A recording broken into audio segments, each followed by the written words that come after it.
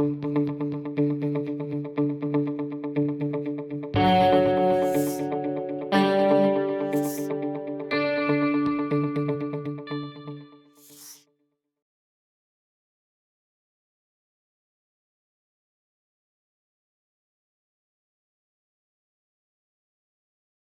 спочатку, тобто треба думати, що ми розказуємо дітям у Да. інших країнах. Добре. Тобто нам не треба Добре. програми, Да. некоторые Окей. Окей. ничего не ведаешь. Добре. Я не вижу, як у нас травми, я не вижу такі Ясно. неформали. Да, да. Окей, добре.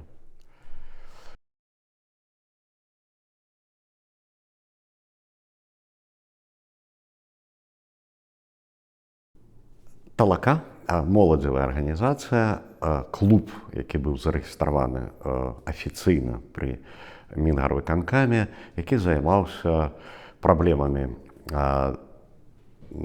захавання помнікаў даўніны, удзельнічаў у суботніках, валанцёрскім руху на археалагічных раскопках і на рэстаўрацыйных працах. Гэты клуб спакваля маштаб яго дзейнасці рос, і ён стаў такім, в пэўным сэнсе, і палітычным клубам, які выслаўляў какие-то ўжо такія большыя ідэі, права голаса. Самае галоўнае, мы запусцілі публічна, галосна тэму захавання нацыянальнай ідэнтычнасці, захавання і папулярызацыі беларускай мовы в самыя шырокія масы. Нас было 200, праз пару гадоў нас стала 2000, наша колькасць расла ў геаметрычнай прагрэсіі. Менавіта дзякуючы талакоўцам былі адроджаныя купальні. Да сярэдзіны 80-х знайсці аўтэнтычныя купальні было нереальна. Публічнае святкаванне калядаў з поўным вот этим набором. І гэта, конечно, прываблівала. Вось вы ўжо прывялі прыклады нейкіх мэтаў, якія арганізацыя змагла дасягнуць. А калі ўзяць на больш шырокім узроўні, менавіта як папулярызацыя беларускай мовы ва ўсім грамадстве, вяртанне гістарычных назваў вуліц, ці дасягнула арганізацыя сваіх мэтаў? Ці ўсё атрымалася? Я лічу, што ўсё атрымалася, зважаючы на тую колькасць, колькі нас было. І улічваючы, што мы на той момант былі в пустыне і адны. Нас, вось гэтыя там 300 чалавек, здолелі эту дыскусію падняць. Гэтыя маладыя людзі, якія складалі касцяк талакі, паўтараю, сталі лідарамі в сваіх галінах, в сваіх супольнасцях. І гэта ўжо зусім іншая сіла. Гэтыя людзі здолелі сфармуляваць ужо і какие-то палітычныя патрабаванні. І калі ўжо адбываліся першыя дэмакратычныя выбары Вярхоўны Савет, гэта быў актыў, якога не мела ніводная, ну, апроч, натуральна, камуністаў, сіла Беларусі. Таму в тых межах, в тых умовах это быў максімум, што можна было дасягнуць. І ён быў дасягнуты. Мы хотели нечто ствараць новое. А что датычыцца дэмакратычнай вот этой риторики, она была в контексте часу. Мы знаходзілі сабе саюзнікаў, мы шукалі сабе саюзнікаў в камсамоле, і камсамол шоў нам насустрач, нам выдзялялі залы. І вось гэты плюралізм, адкрытасць і спроба пачуць адзін аднаго, дыскусійныя клубы, а яны тады былі вельмі гарачыя дыскусіі і пра лёс беларускай мовы, беларускай культуры, экалогіі, месца гістарычнай праўды. Мы навязалі гэтыя дыскусіі вось такім дэмакратычным шляхам, не спрабуючы нешта зламіць, не патрабуючы ні ад каго нечага адракчыся, ці патрабуючы нешта знесці. Не, мы нават помнікаў Леніну не прасілі знесці. Так што ўсё выглядала вельмі Так, і это абязброіла вось гэта наша адкрытасць і заклік да дыялогу абязброіў нашых эвентуальных праціўнікаў. І калі Беларусь вярнулася гістарычная сімволіка, то вось гэтым нашым праціўнікам проста не было што супрацьпаставіць, как бы апроч разгубленасці. І тое, што здаецца так лёгка в 92-м годзе Беларусь змянілася непазнавальна, дзякуючы гістарычнай сімволіцы, дзякуючы статусу дзяржаўнасці беларускай мовы. В этом огромная заслуга той працы, што прарабілі вось гэтыя моладзевыя суполкі цягам 5 гадоў. І гэта было вельмі важна. І ўжо старэйшыя таварышы уже как бы записали это себе в заслугу. Но без вот этой массы волонтеров это было б просто нереально. А скажыце, зараз вы лічыце, што гэта быў слушны шлях, ці нешта вы зрабілі б інакш? Абсолютно слушны в тых умовах. Нягледзячы на весь тагачасны юначы максімалізм, все ж таки мы слухали сваё сэрца. Мы в пэўным сэнсе адчувалі настрой у нашых сем'ях, адчувалі настроі і вясковыя, адчувалі настроі і якія панавалі в гарадах. І гэта было адзіны магчымы шлях. Уявіць сабе, каб мы там фармавалі нейкія дружыны, нейкіх там парамілітарныя, это б дакладна б не спрацавала. А на нас все ставіліся сімпатыі, калі прыязджалі там вясковыя клубы, бібліятэкі. Все радавались, што мы там прывязем ім батлейку, пагуляемся з дзецьмі, што-то ім распавядзем з такім юначым запалам. І всех это как бы такая непасрэднасць наша абяззброівала. І гэта, ну, понятно, что в том контексте мы цитовали Горбачева, мы цитовали коммунистичных этих лидеров, но это таки был контекст часу. Я не уявляю, что штосьці могло б было б здарыцца по-іншаму. В той конкретной ситуации наскрозь социалистичной советской Беларуси, якая цуралася сваіх каранёў, якая не мела адной там канфесіі там нейкай, што мы маглі б на нейкіх іншых лозунгах. І што яшчэ важна, гэтая супольнасць была вельмі талерантная, это моладзевая. Вось плюралізм думкі, катэгарычнае адпрэчванне нейкай ксенафобіі спрыяла таму, што да нас далучаліся людзі далёка не ўсе чыстыя беларусы. Чаму у Беларусі ўсё ж такі не здарылася дэмакратычнага пераходу, нягледзячы на тое, што грамадства вітала вашу ініцыятыву, да, вітала таксама свой удзел, свой голас у грамадскіх працэсах. Чаму ўсё ж такі не здарылася гэтага дэмакратычнага пераходу? Галоўным стаў цяжкі сацыяльна-эканамічны крызіс, які пачаўся знянацку пасля Чарнобыля. Массу людзей сарвалі са сваіх месцаў, все гаварылі толькі пра Чарнобыль, камуністычныя ўлады хавалі праўду пра маштаб катастрофы, хавалі праўду пра рэальны стан здароўя людзей. Все это абрастала апакаліптычнымі какімі-то чуткамі, фальклорам страшным і выглядала вельмі дэпрэсіўна. В той час мы приехали там, куды в Брагінцы на роўлю і пачалі размову, што давайте ратаваць беларускую мову, нас бы, мякка сказаўшы, не зразумелі. То бок па чарговасці задач у людзей стаяла тады найперш усе тыя кашмарныя наступствы Чарнобыля. І гэта быў факт, бо ўсіх мужчынаў туды адпраўлялі на працы. Вся Беларусь в этом удзельнічала. Масы людзей з чарнобыльскіх раёнаў перасялялі ў заходнія. Все этого абсолютно не маглі зразумець, што адбываецца. Плюс, па аб'ектыўных прычынах, эканамічны крызіс. Людзі атрымлівалі там рэальна капейкі в сённяшнім эквіваленце 3-5 долараў там за месяц.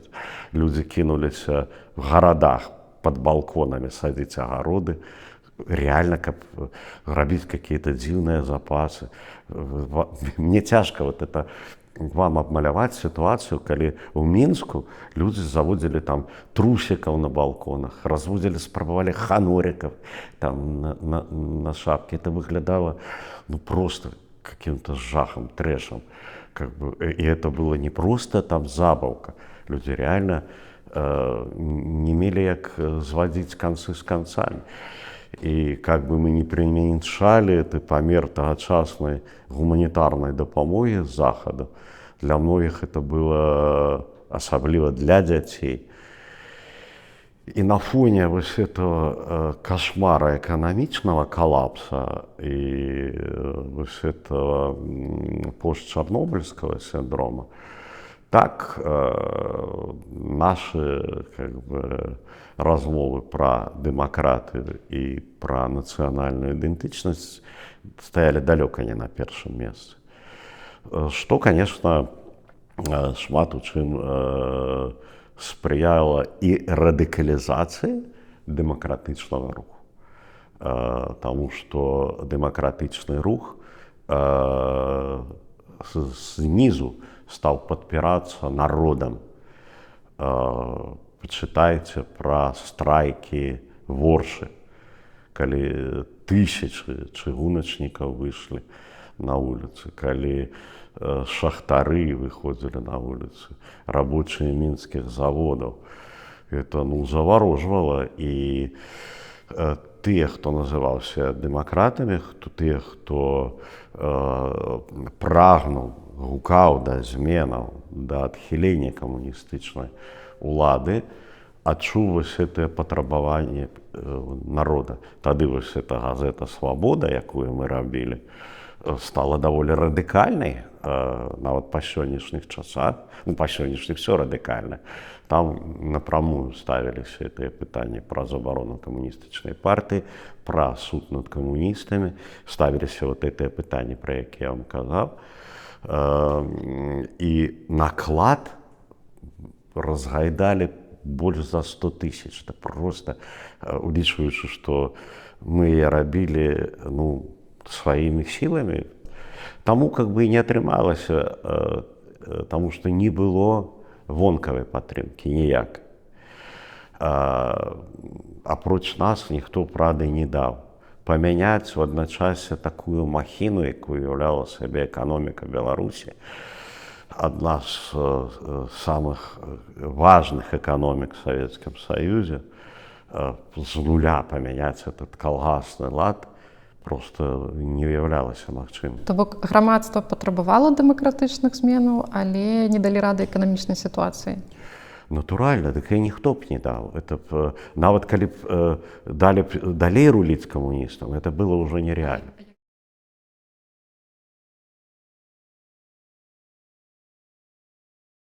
В сучасным маім уяўленні дэмакратыя гэта голас.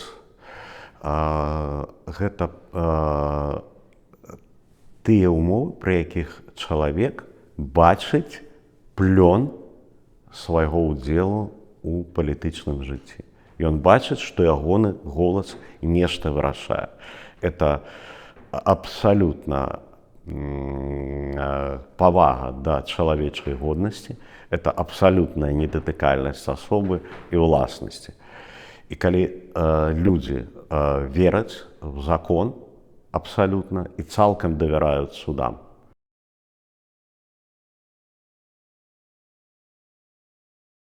Расія сутыкнулася з этнічнымі канфліктамі, якіх у нас не было. І быў вось нейкі час, 2-3 гады, калі да нас нікому не было справы. І Расія, чеченская вайна, этот весь хаос. І гэта, в тым ліку, спрыяла ўмацаванню ў нас суверэнітэта ў галовах людзей. Таму што глядзелі на навіны з Расіі і разумелі, што нічога там добрага не будзе. І ніхто адтуль нам нічым не дапаможа, аб'ектыўна. Не было такіх сіл. Но По мере того, як Россия наводила порядки на своих межах, додушивала вот эти национальные рухи, імкліва вярталася вось это імперскае мысленне. Але сярод гэтага эканамічнага калапсу альбо часу магчымасцяў, як для каго, вы ў той час выявілі цікавасць да беларускай мовы, ставілі на мэце яе адраджэнне. Як так сталася? Вся моя родня беларусы, все з-пад Менска, все сканчалі беларускія школкі. Мои бабки не валодалі рускай мовай, яны з цяжкасцю чыталі па-руску. Я ў іх гадаваўся, это 15 км ад Менска, как бы 15 хвілін электрычкай.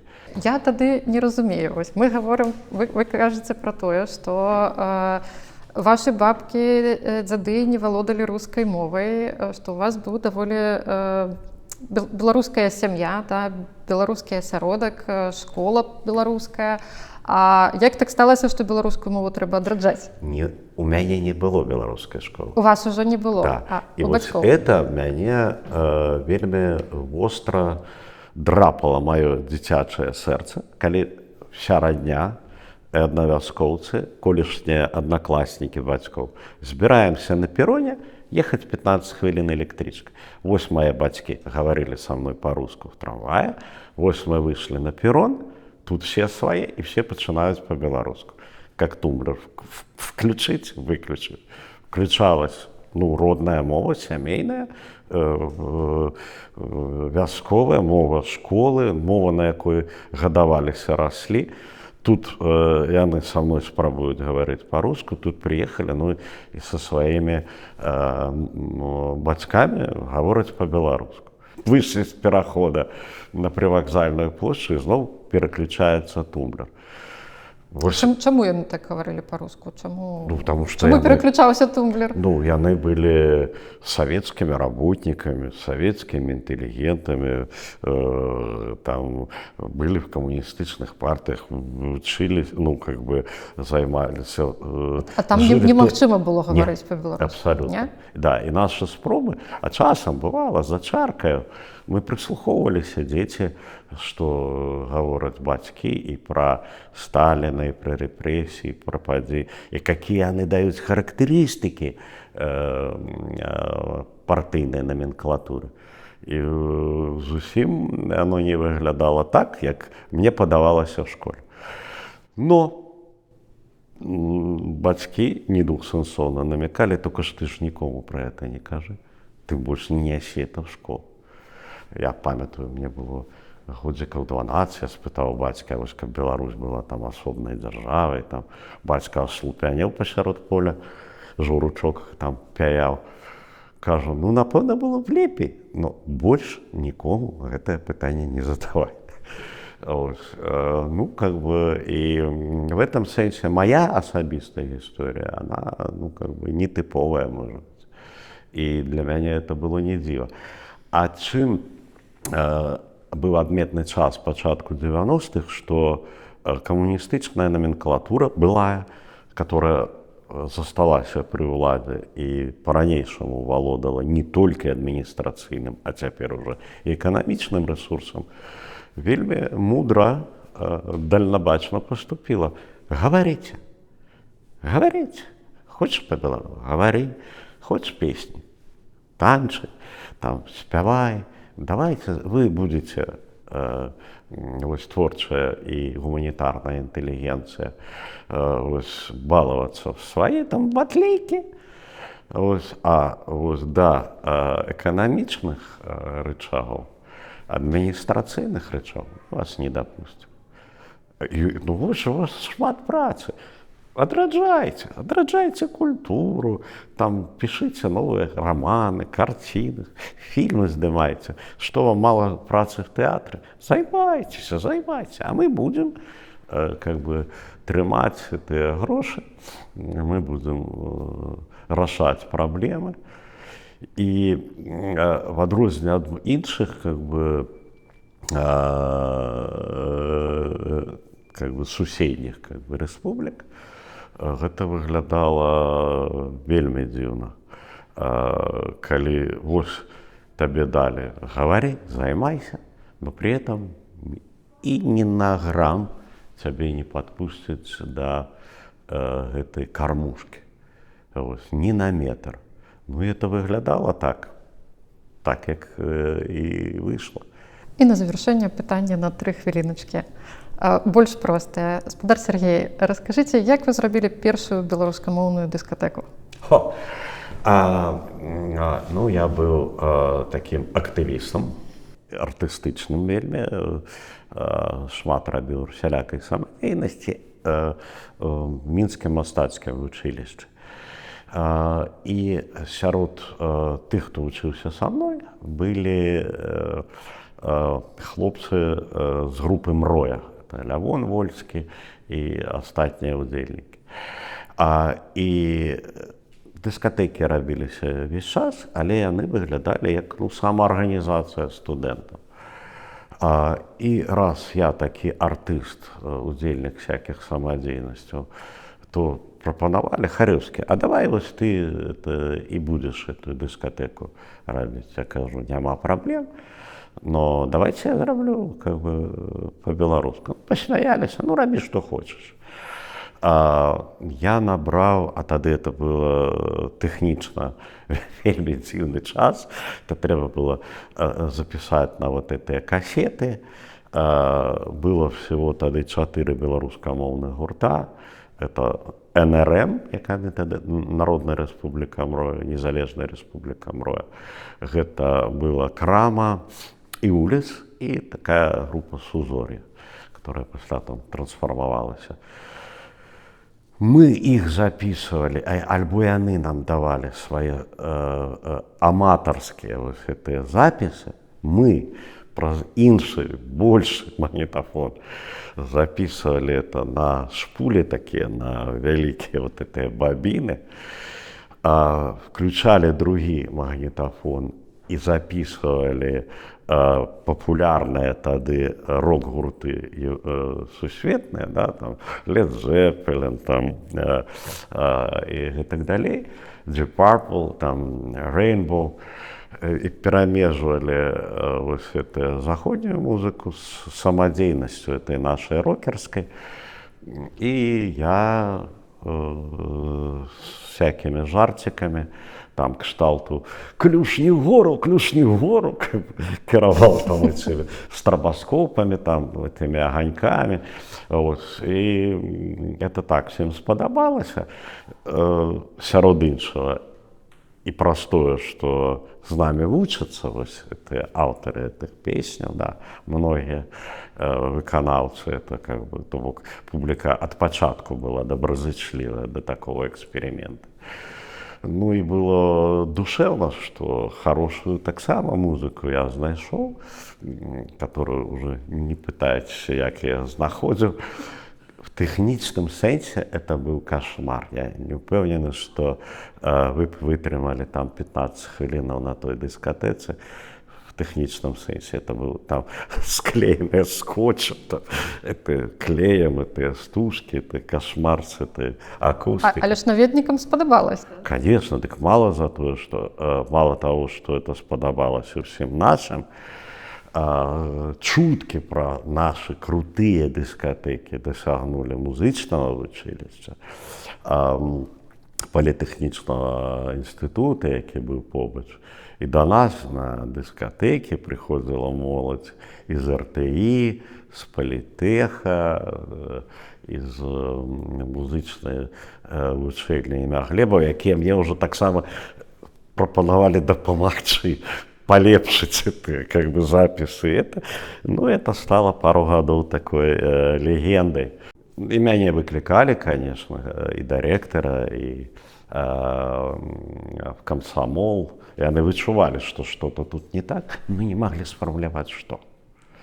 Ну, вот, ну не скажешь же, что как больше мы этого языка не слышали. Они разумели, что тут некое нечто вот не то, но сформулировать не умели. А раз ну, как бы прэтэнзій няма, дыскатэкі папулярныя, пасля нас все прыбрана, п'яных няма, чым праблема. Таму так, і в пэўным сэнсе для, кого я назваў, для рок-гуртаў Крама, Мроя, Уліс это стало пачаткам іх далейшай вялікай дзейнасці. Дзякуй за ўвагу. Дякую вам за розмову.